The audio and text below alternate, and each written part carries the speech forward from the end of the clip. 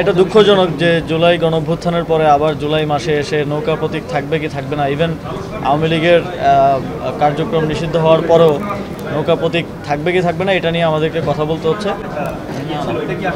Internet বন্ধ করার ঘটনাটা সর্বৈব মিথ্যা।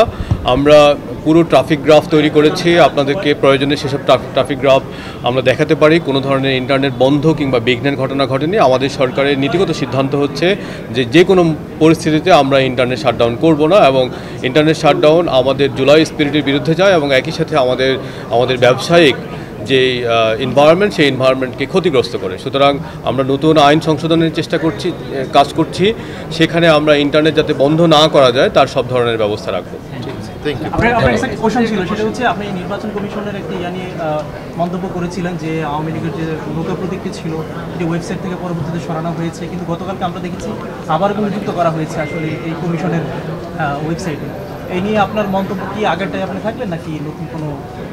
এটা দুঃখজনক যে জুলাই গণঅভ্যুত্থানের পরে আবার জুলাই মাসে এসে নৌকা প্রতীক থাকবে কি থাকবে না, ইভেন আওয়ামী লীগের কার্যক্রম নিষিদ্ধ হওয়ার পরেও নৌকা প্রতীক থাকবে কি থাকবে না এটা নিয়ে আমাদেরকে কথা বলতে হচ্ছে। উইথ অল ডিউ রেসপেক্ট, যেহেতু আমাদের ইলেকশন কমিশন সাংবিধানিক প্রতিষ্ঠান এবং আমি সরকারের একটা অংশ হিসেবে না, আমি বাংলাদেশের একজন নাগরিক হিসেবে এবং জুলাইয়ে যারা জীবন দিয়েছে, যাদেরকে হত্যা করা হয়েছে, তাদের জায়গা থেকেও এটা অত্যন্ত অবিবেচনা প্রসূত আমি মনে করি, এবং অবশ্যই আমি অনুরোধ করব যে নির্বাচন কমিশন এটা পুনর্বিবেচনা করবে এবং আমাদের জুলাইয়ের যে স্পিরিট আছে এবং একই সাথে সরকার যেই দলটিকে এবং যেই মার্কাটি ব্যবহার করে মানুষের ভোটাধিকার হরণ করা হয়েছে কোটি কোটি মানুষের 3 দফায়, সেই মার্কাটিকে আবারও রাখাটা এটা জুলাই গণঅভ্যুত্থানের স্পিরিটের সাথে সাংঘর্ষিক। আমরা পেয়ে গিয়েছি ওটার ভিতরে ঘটনার পরে আপনি নিজে কালকে মনিটরিং করেছেন পুরো সিচুয়েশনটা। এনসিপি থেকে সরকারের তরফ থেকে কিছু দাবি প্রকাশ দেওয়া হয়েছে। Please first ask startup related questions. 24 ঘন্টার মধ্যে গ্রেফতারের একটা আলটিমেটাম দিয়েছে, আপনারা কি ধরনের উদ্যোগ নিচ্ছেন? কোন অপরাধীকে চিহ্নিত করা হয়েছে?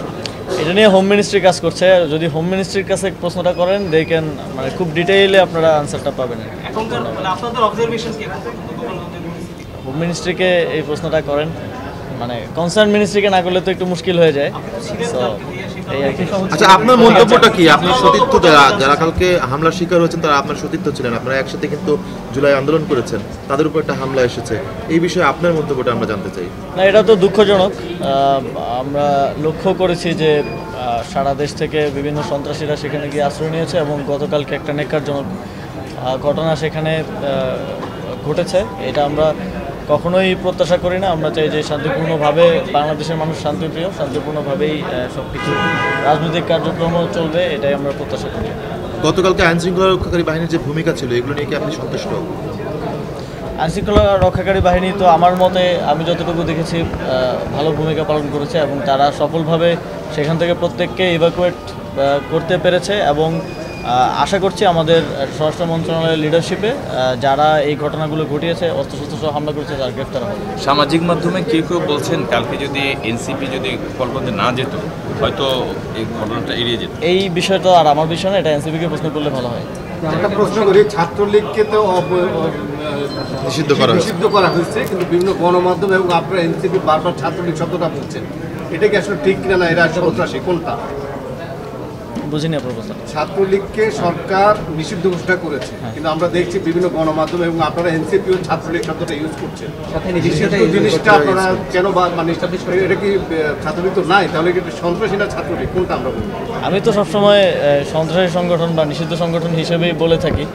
অন্য কেউ যদি অন্য কিছু বলে থাকে তাহলে তাকে প্রশ্ন করতে পারেন যে কেন বলছেন। আমার একটা কোয়েশ্চেন পয়জামা সাহেবের কাছে, সেটা হচ্ছে আপনারা তো আওয়ামী লীগের কার্যক্রম নিষিদ্ধ ঘোষণা হচ্ছে অনলাইন এবং অফলাইন। আমরা দেখতে পাচ্ছি যে আওয়ামী লীগের বিভিন্ন ফেসবুক পেজ এবং গ্রুপে তাদের কার্যক্রম এখনো চলমান। সেক্ষেত্রে আপনারা কী ধরনের পদক্ষেপ নিয়েছেন? এত মাস পরেও কেন কোনো ধরনের পদক্ষেপ নিতে পারছেন?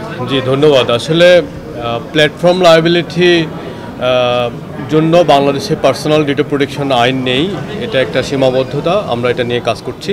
আর দ্বিতীয় যে বিষয়টা, আসলে সরকারের প্ল্যাটফর্মে গিয়ে কন্টেন্ট রিমুভ করে দেওয়ার ক্ষমতা সরকারের নেই। আমরা বিটিআরসির মাধ্যমে প্ল্যাটফর্মগুলোকে এই বিষয়টা জানিয়েছি, কিন্তু আমরা তাদের সহযোগিতার প্রত্যাশায় রয়েছি। রিমুভ করে দেওয়ার যদি বিধান আসে সেক্ষেত্রে ব্যক্তি স্বাধীনতায় বা মানুষের সরকার প্ল্যাটফর্মে গিয়ে কন্টেন্ট রিমুভ করে দেওয়ার ক্ষমতা রাখে না এবং সরকারের সেই মেকানিজমও নেই। আমরা যেটা করতে পারি বাংলাদেশের আইনে প্ল্যাটফর্মগুলোকে রিকোয়েস্ট করতে পারি, যেমন মেটা এবং গুগল সহ অন্যদেরকে রিকোয়েস্ট করতে পারি যে তোমরা এই কাজটা করো, তবে তারা এটা করতে বাধ্য নয়। এখনো পর্যন্ত বাংলাদেশের কোনো আইনে তারা বাধ্যবাধকতা নেই। এখনো পর্যন্ত কি কোনো পেজের বিপরীতে কি আপনাদের কোনো কমপ্লেইন বা রিকোয়েস্ট করা হয়েছে কিনা?